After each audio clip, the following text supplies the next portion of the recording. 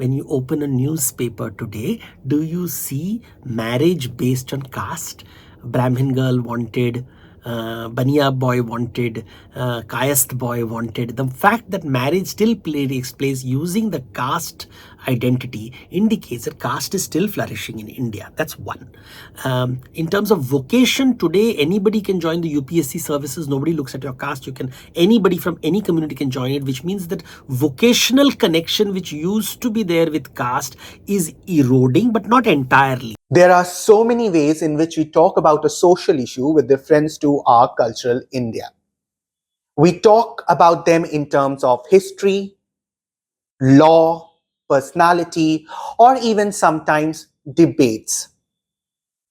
But what is the intersection between an issue with your UPSC examination? One such issue or topic is that of caste.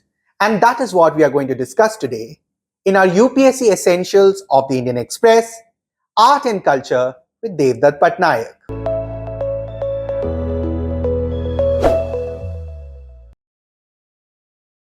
Hello everyone, I am Manas Srivastava and I welcome you all to yet another episode of Art and Culture with Devdutt Pattanaik. Now, whether a topic is relevant for UPSC or not, there are two ways to see it. First, locate it in your syllabus. Secondly, look about it in your previous year question papers.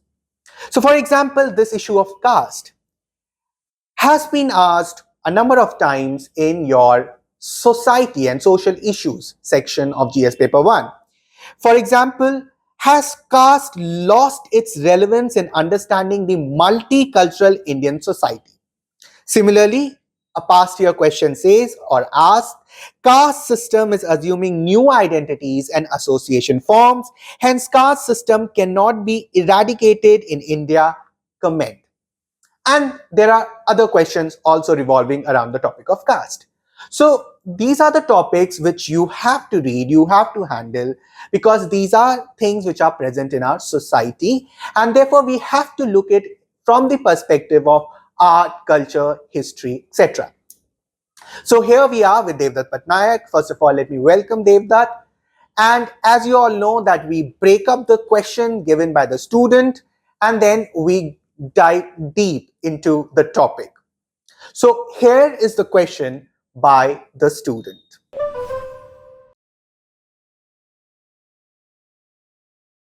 So Devdutt, as you see, the question may look a little complicated, a little advanced, but that is something which goes in the minds of an aspirant while preparing a subject.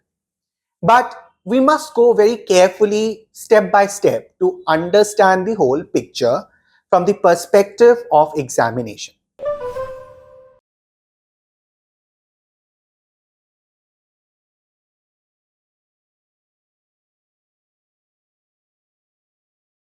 So if we begin with the first question, and the first question can be simply that before specifically talking about caste, let's understand about Varn, Jati, and the differences between them and with caste.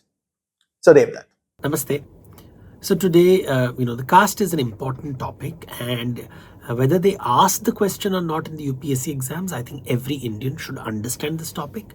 And if you're going to be bureaucrats, you should know about this topic. It's a very important topic. Now, when we discuss caste, three words are used. One is called Varna, second word is Jati, and the third word is caste.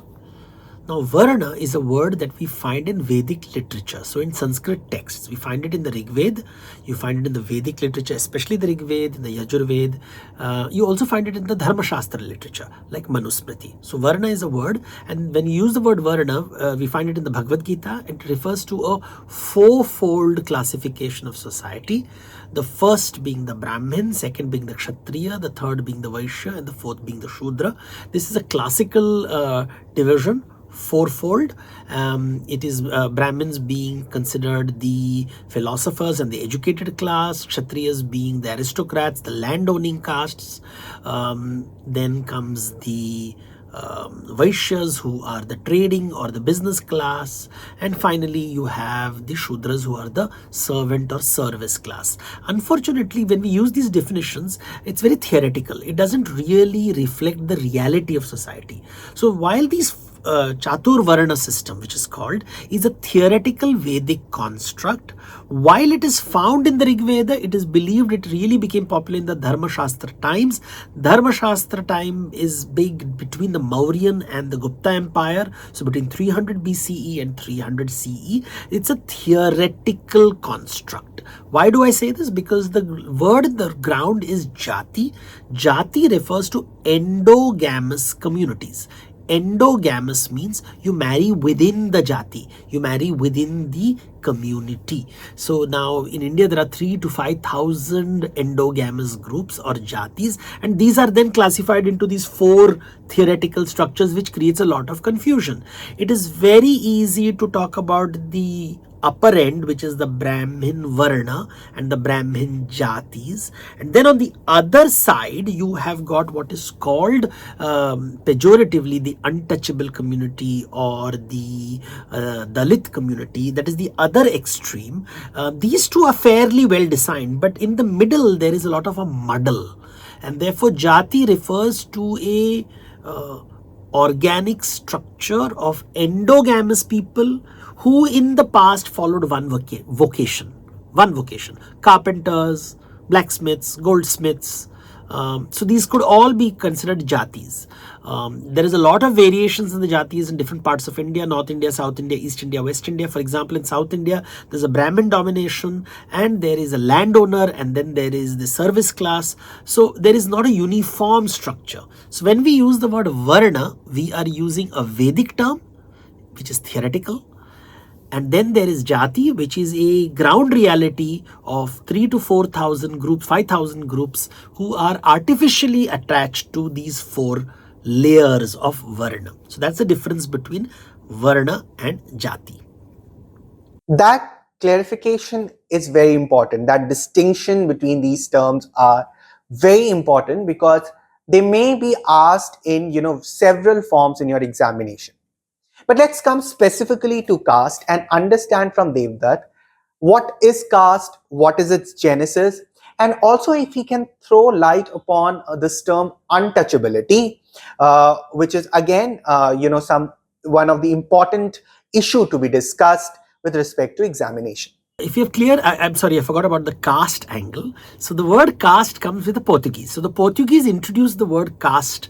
They used the word casta, and the Europeans started using this word more and more, and they were really talking about a European practice of people from royal families who would only be very particular about their bloodline. So they wanted to maintain purity of blood. So a clan or a caste was a community of people who maintained purity of their bloodline by controlling who married whom. So the blue-blooded, that is the aristocrats, would only marry aristocrats. So it's a European idea which they applied to what they found in India, the Jati system. They found people of different communities.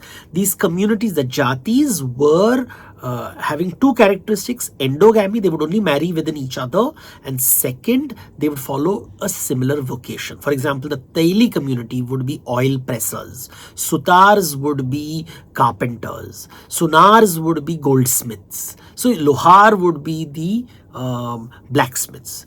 Now these jatis, which are several thousand in number, are then classified into this theoretical framework of Varna: Brahmana, Kshatriya, Vaishya, Shudra. Now this becomes complex because at the reality level you really have not 4 but 5 major groups. So remember, the Brahmanas were considered the educated class, but in South India they have a very powerful, not only because they had access to the Vedas, but also because they owned land, especially in the southern part of India. The northern part of India, Brahmins were not major landowners. Maybe in UP side they are, but in much of India they're not major landowners. Not in Rajasthan, not so much in Gujarat, but in the southern part of India, like Tamil Nadu, in Kerala, they were major landowners, which gave them a lot of political power. The Kshatriyas basically were not warriors in the ancient Vedic time. Maybe they're warriors, but generally it is applied to royal families, and especially those who had access to land. land, and he controlled land. So the jamidars really would like to identify themselves as the Kshatriyas from a practical point of view.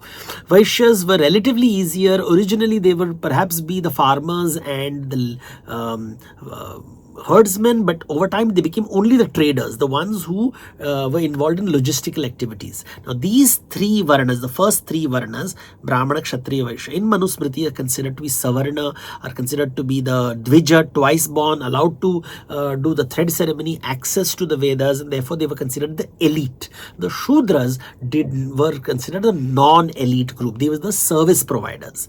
So origins of the caste system and origins of untouchability, these are two parallel topics, but we must consider them.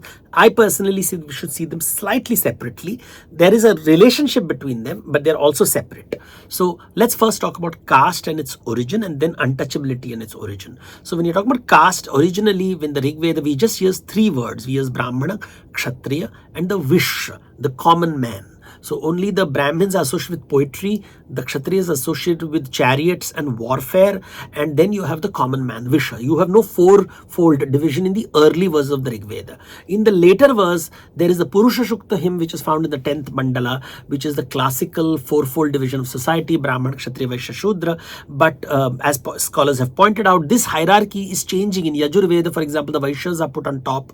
In Sama Veda, you actually have verses where the Kshatriya is on top. So in the Vedic period, we don't see this kind of a hierarchy which becomes rigid in the Dharma Shastra period. Now, Vedic period is 3000 years old. Dharma Shastras are around 2000 years old. This is when Manu and Manusmriti is being written, and we have these very clear fourfold divisions, and the conversation that when the Varnas mix with each other, new communities are formed, and this is the explanation that Manu offers for the many jatis in the world. Now, from 1900 years ago, that is 100 CE, as per genetic study, endogamy was definitely part of Indian culture. So before 1900, in India, there's a lot of DNA mixing, which means endogamy was not there. It may have been there in pockets, but it was not widespread. It becomes widespread around 100 CE. Now, why does it become widespread is a question to ask. Endogamy is, as I said, a key component of caste.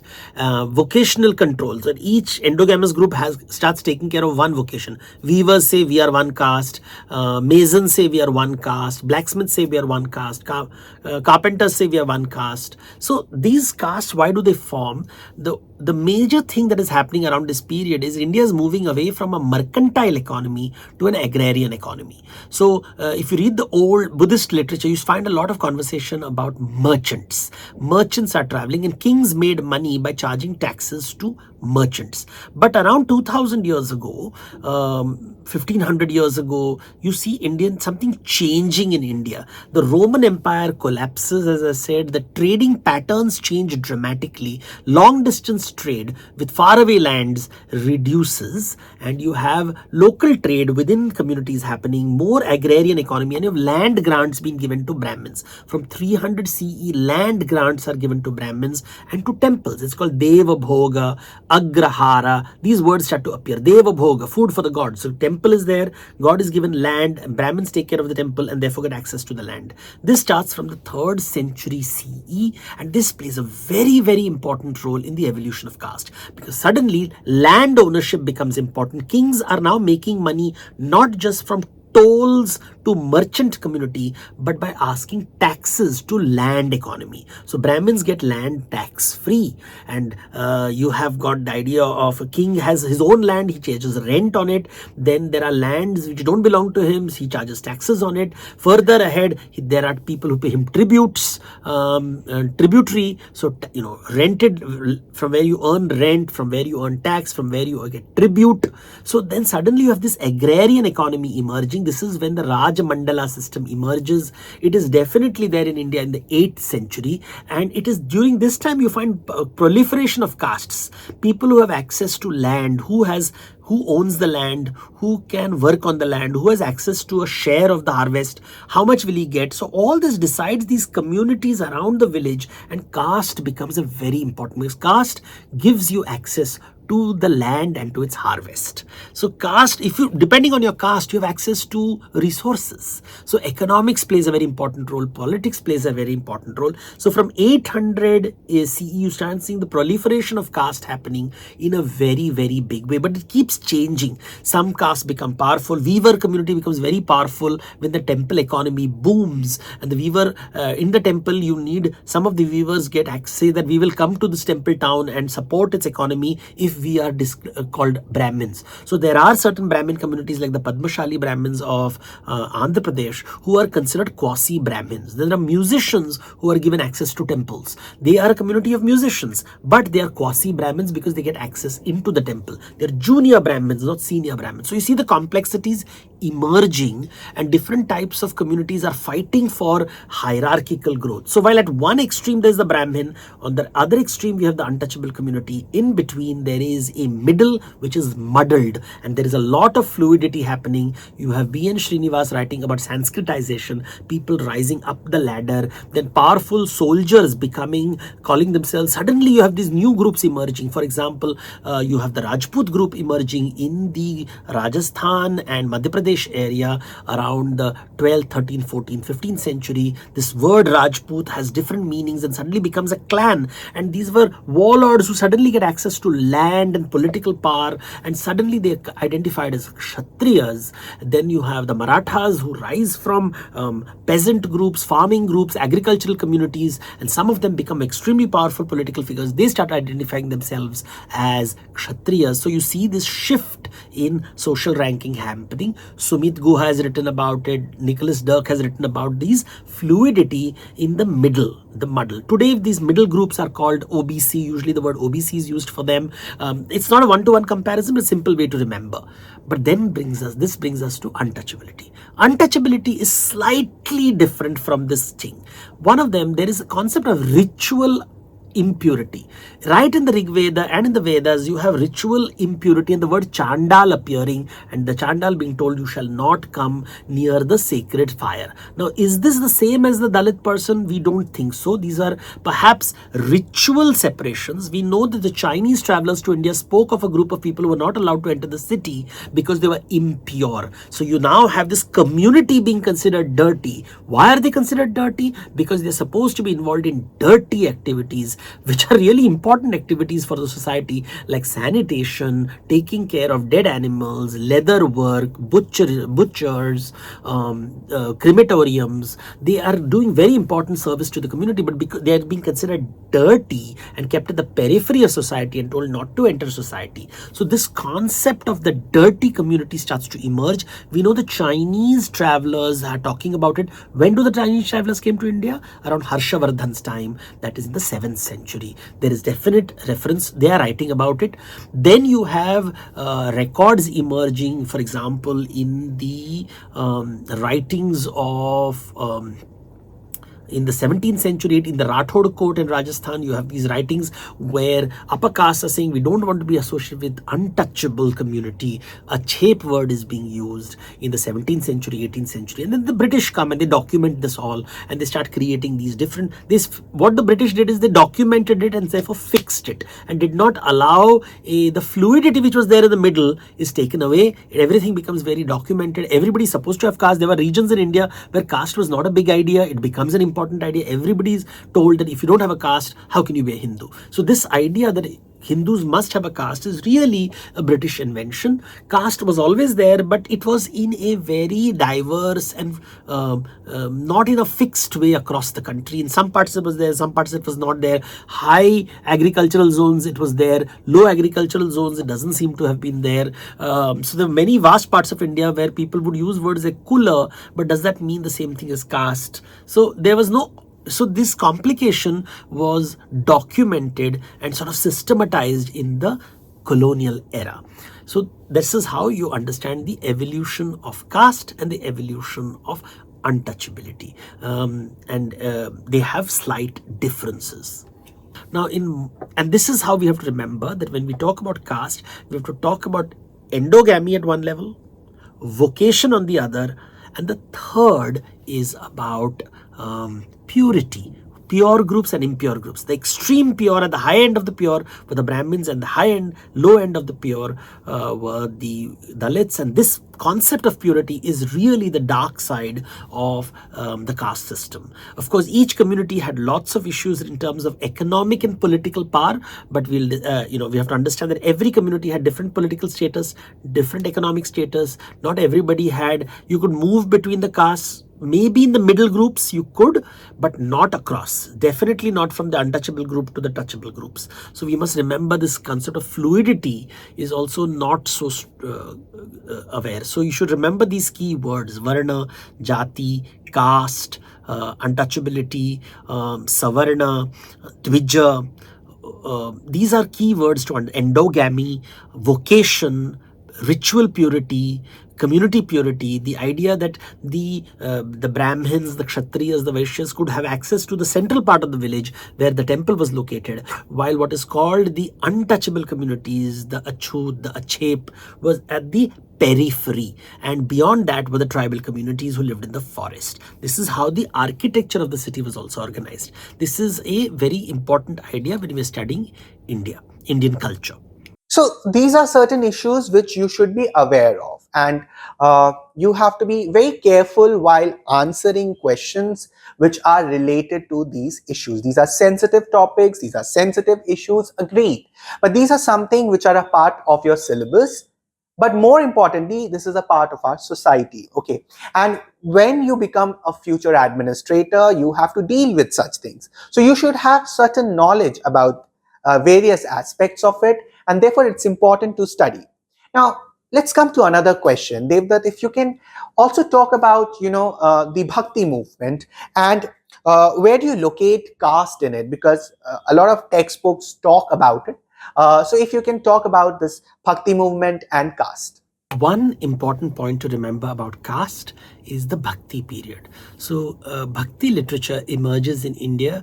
Earliest is from the Alvars and Nayanars of Tamil Nadu in the 8th century, but it actually becomes full-blown around the 15th century when you have poet saints across India talking about direct communion with God.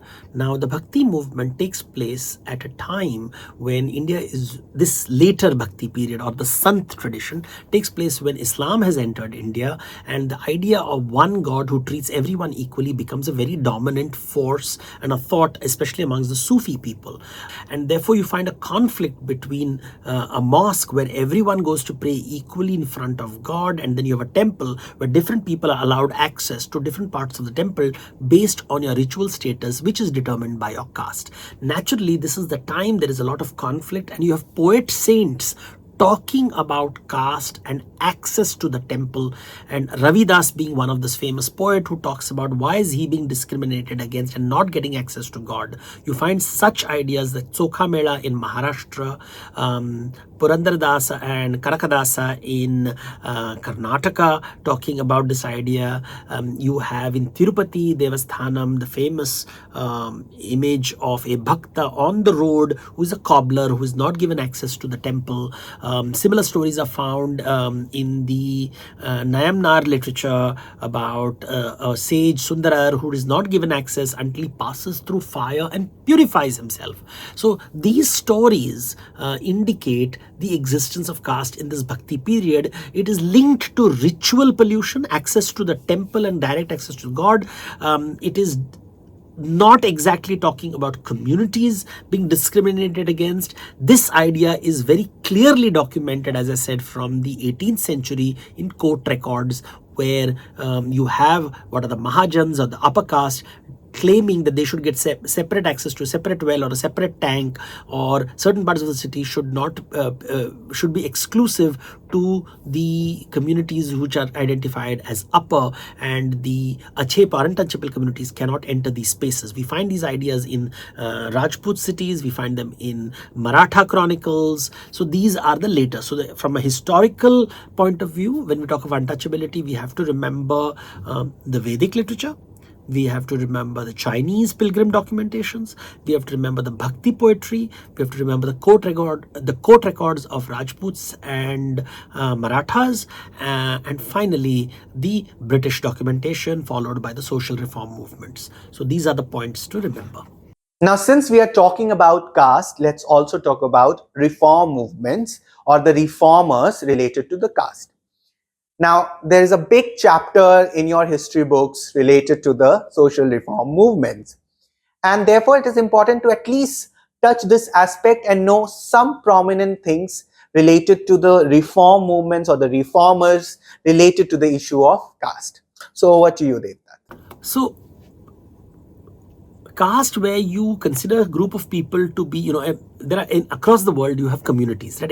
In every society there'll be different communities, and every community there's a lot of rivalry. Even in tribal communities there are rivalries. Every tribe considers I'm superior to you, every community says I'm superior to you. So at one level, caste is a constant conflict of economics and politics, Lakshmi, Durga, and access to resources. So Lakshmi, access to power, Durga, access to knowledge, Saraswati. So this is there across the world. What is unique about the caste system is the idea of purity. Please remember this word, important idea, pure and impure. And this is where some communities were labeled impure, kept outside the village, did not get access to the village well, to common resources, to public works, to education. And this was this is a important idea to consider. When Vivekananda traveled to Kerala, even though he had lived in Bengal, when he went to Kerala, he was shocked at the level of caste system over there. And therefore, caste became a major social reform issue with the arrival of the British. You don't find this in before. So with the arrival of the British, with the arrival of missionaries, now the missionaries had their own agenda. They wanted, obviously, to harvest souls, but they also came from social reform. So there is this dual thing. They came from their own agenda, but they also talked about social reform. New ideas came into India through the Western education system of equality, brotherhood, humanism, rationalism, science. All this is happening in the 18th century, in the 19th century. And that is when reform movements start emerging in India, challenging the caste system. You have to remember a couple of names. Of course, it's a very vast topic, but important names are, you have to remember the name of Jyotiba Phule and his wife Savitribai Phule, who played a very important role in the education and upliftment, who saw education as the way to uplift the Dalit community. I mean, the word Dalit started being used only recently. Gandhiji used the word Harijan before that. Before that, people used words like Achut and a chap. So you see these words changing, because how does a community want to identify itself becomes important. We must be very sensitive with these things, because the court has made rules about how these words have to be used. In terms of names, as I said, Jyotiba Phule, Savitribai Phule are important. Ambedkar is very important. Bhimrao Ambedkar, who played an important role in the drafting of the constitution. He talks of equality. He talks about radical views and annihilation of caste. He embraces Buddhism because he feels within the Hindu fold he cannot achieve an equal status. So these are complex ideas which emerge in the 19th century. In South India, it is important to talk about Periyar. So Erode Venkatappa Ramaswamy, or known as Periyar the Great, the teacher. He's the father of the Dravidian movement. In the 19th century, the whole idea emerged. And this is not true factually, by the way. But the assumption was that the caste system came with the Aryans, came with the Vedas, and the local people were the Dravidian indigenous people, and the Aryans imposed the caste system on the Dravidians. Now, this idea still is popular in India, but historically that's not true. Dravidian word is for a language which is found, of course, in the southern part of India. Aryan is used for a language which is found in the northern part of India. Genetically speaking, as I've said, what is called the Aryan or steppe gene is found in a dominant way in the northern part of India. But we know that marriage took place across India until 2000 years ago. There was no endogamy or caste in India, except maybe in pockets here and there. Research has shown that endogamy becomes widespread only 1900 years ago, which means that is when these marriage rules start to emerge, and they're linked to vocation.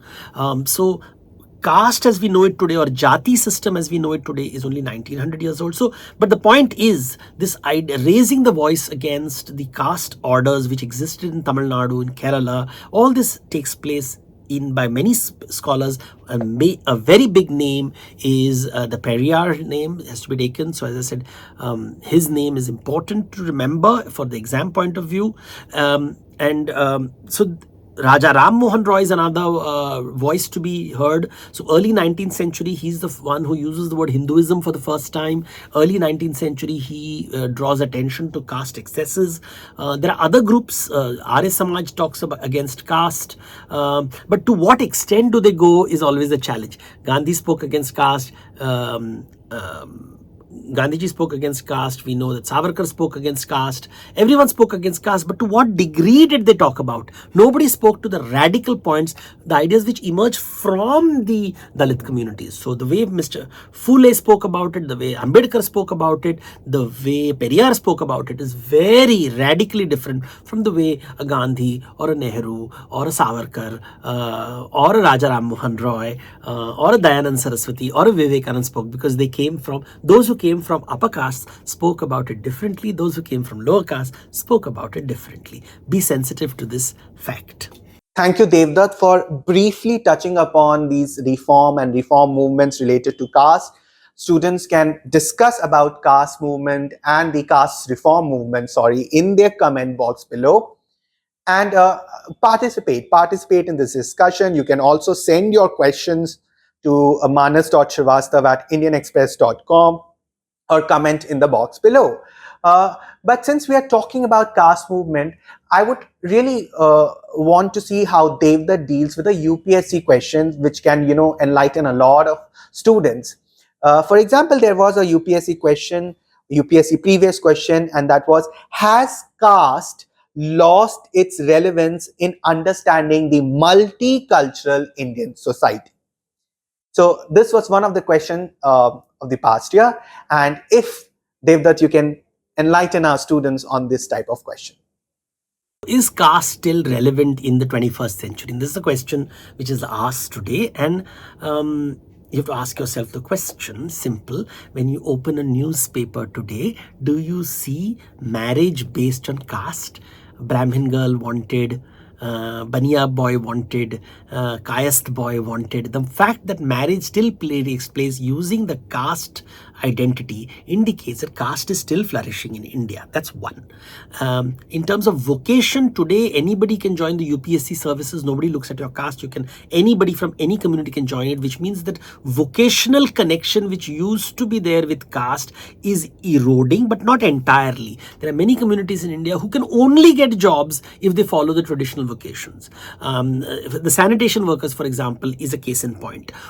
This was the one vocation that they knew they would always get jobs, and therefore a kind of a reservation was created. But it also means that many people from this community want to do other kinds of job, and they would like to move out and move on, and it has been a struggle. So the fact that even today your job depends on your caste still plays a very important role in certain activities, like, for example, sanitation work. It is a point to be remembered, not just in India, but across, even in Pakistan, this problem exists in Kashmir. When you talk about Kashmir, if you study caste and Kashmir, if you Google search, you will find these issues emerging about reservation of certain jobs for certain communities who are from marginalized communities. So these are, so we have to remember this point also. So marriage, jobs, even today manual scavenging, which is the most inhuman activities. What is manual scavenging? In many parts of India there is no sewage system. Now when there is no sewage system, you have to, how do you clean the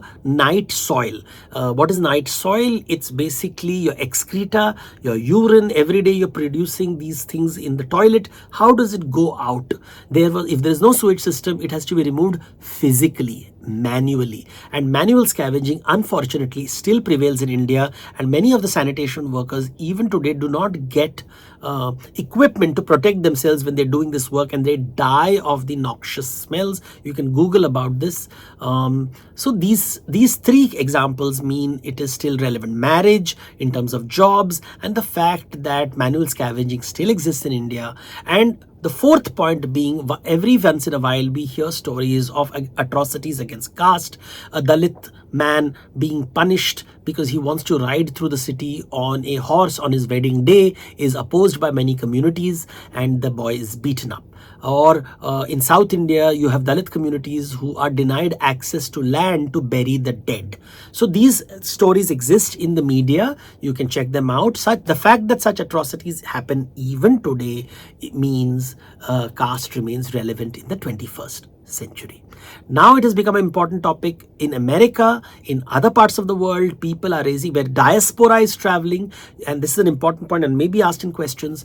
Legislation is being passed to prevent discrimination on the basis of caste that is observed in South Asians, which has of course annoyed many people from India who are migrating to the West. But large companies are taking note of the fact that in India, discrimination takes place on the basis of caste. People may just hire people from their own communities and their own backgrounds, and this is observed even when they migrate outside. These points have to be raised. Just one point I want you all to remember: when Indians migrated the East Indian to the Caribbean islands in the 19th century, the indentured laborers, Hinduism is practiced in the Caribbean islands. But the thing about these Hindus is that when they migrated, they did not follow caste rules. People from all walks of life got these jobs in these plantations. They did not get access to wives easily, and therefore Hinduism is practiced in Caribbean islands for several generations, where caste does not play an important role. So Caribbean islands and caste becomes important, while the new diaspora in USA and UK do carry caste memories. They have groups based on caste. So there's Brahman Samaj, Kayast Samaj, Patel Samaj, Agarwal Samaj, and whether we like it or not, these may be communities, but they are caste ideas. The question is, do they still control marriage? Do they still and how is endogamy still practiced today? The fact that less than 5%, 95% of India practices endogamy, and only 5% is intercaste marriage. These are points to be kept in mind. All right then, so we have touched a lot of aspects of caste in this discussion with Devdutt Pattanaik. Students, Devdutt Pattanaik is giving kind of free lectures for your UPSC preparation on art and culture. As I have mentioned a lot of time, these topics are also relevant for society, social issues, history, essay writing, writing good introduction and conclusion with all those tidbits which Devdutt Pattanaik provides us with in his discussion with us. So try to make the best use of it. It's a value added program for you, value addition for your exam preparation. Okay, so before going ahead, let's take Devdutt's famous point to ponder.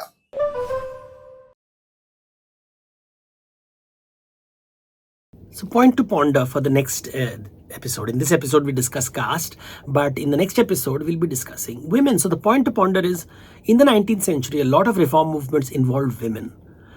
What were the issues raised? What were the debates? Are you familiar with the major leaders in the Reformation, which changed the lives of women in India forever since the 19th century? So think about it, and in the next episode, we'll discuss this. So these point to ponders guide us to the next episode, but also are relevant for you to understand the kind or the nature of questions which can be asked in UPSC examination related to a topic. Now, how you handle that topic is up to you, isn't it? So try to come back, watch the previous videos and the upcoming videos with Devdutt Pattanaik, add some value, or as I call, express edge in your preparation with us for UPSC Civil Services examination. Now, before going ahead, before winding up, I would like to let you know that we have a live session on every Wednesday at 8 p.m. where we discuss on several issues. So do join us at 8 p.m. on YouTube and Instagram. And I'm waiting for your questions, queries, and I hope that most of the queries will be answered. Do follow UPSC Key, UPSC Essentials, UPSC Quizzes, and all other initiatives of Indian Express related to your UPSC preparation. Also subscribe to the UPSC Essentials newsletter, which is a weekly newsletter every Sunday, where you get an idea of what we are doing and what we are going to do the upcoming week for your UPSC Civil Services exam preparation. That's all for today. Subscribe, like, hit the bell icon, stay updated with all that we are doing with UPSC preparation in the Indian Express.